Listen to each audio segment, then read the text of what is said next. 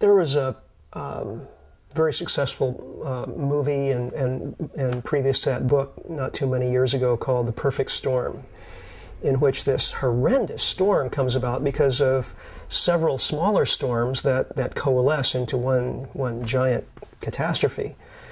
I think something like that is developing for industrial civilization as a whole.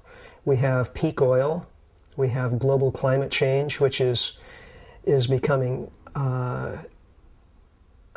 just a horrendous catastrophe on the horizon, with the polar ice melting, which is opening huge areas of sea in the polar regions. Without that ice, which normally reflects sunlight, that polar sea is now going to be absorbing a lot more sunlight and therefore heat, and causing kind of a self-reinforcing feedback loop. So it's very possible that global climate change is out of our control at this point, no matter what we do, whether we implement Kyoto or Kyoto on steroids or whatever it is. It's really too late to do much about it. And then global population growth. We've probably already overshot the Earth's long-term carrying capacity for human beings. We passed 6 billion in, I think, 1998 or 1999. Just since then, we've added another 500 million people. So the rate of growth is starting to slow, but we're still adding people every year, something like 80 million people a year.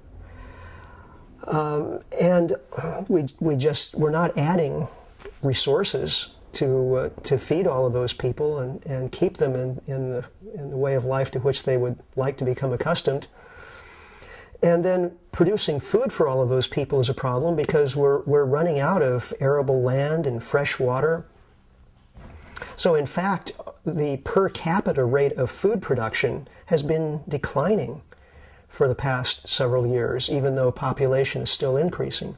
So you start adding all of these things together, and how peak oil will further undermine global carrying capacity for the growing population, and how global climate change will do the same thing. And it's not too hard to start coming up with real sort of doomsday scenarios. Now, no one wants to see that happen, but we've really been ignoring these problems for far too long. And if you ignore problems for too long, they come to a crisis stage, and that's what we're looking at. Let's build a boat in case the waters rise.